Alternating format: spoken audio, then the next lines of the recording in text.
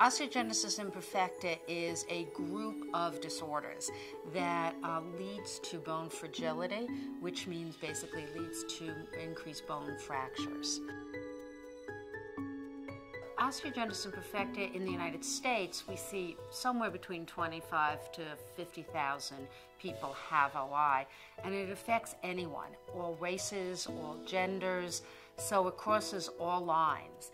And the other thing about osteogenesis imperfecta is that many of the cases, or many of the patients who have OI, are the first ones in the family to have OI. So they get that because of a spontaneous mutation. Once it's in the family and you have it, then you generally have a 50-50 chance of having a child with it. So what you're looking for, number one, is does this patient give you a history of this increased bone fragility? And so you're looking for fractures that occur out of proportion to the incident that they've described that had happened during.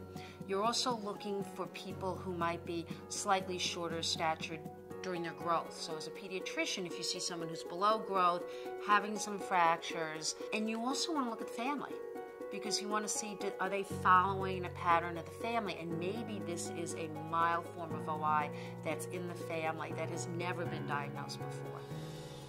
For a patient, depending on their age, so if we start with the child, the children are actually easier because you start out with good bone health, good muscle development with physical therapy, and getting an exercise program.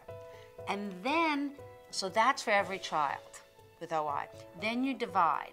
If you have a milder form of OI, you're probably not going to require the extra medications that we use for OI.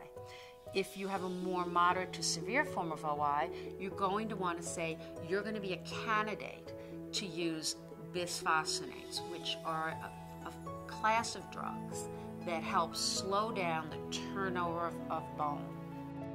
The first thing to remember is that people are people. So because you have OI, you are not exempt as a child from getting all the childhood illnesses, from going through the same diseases that all your siblings are going to get who don't have OI. And the same thing is in adulthood. And I think this is very important for people to remember who have OI, because many of them will neglect, say, keeping up with routine appointments as an adult.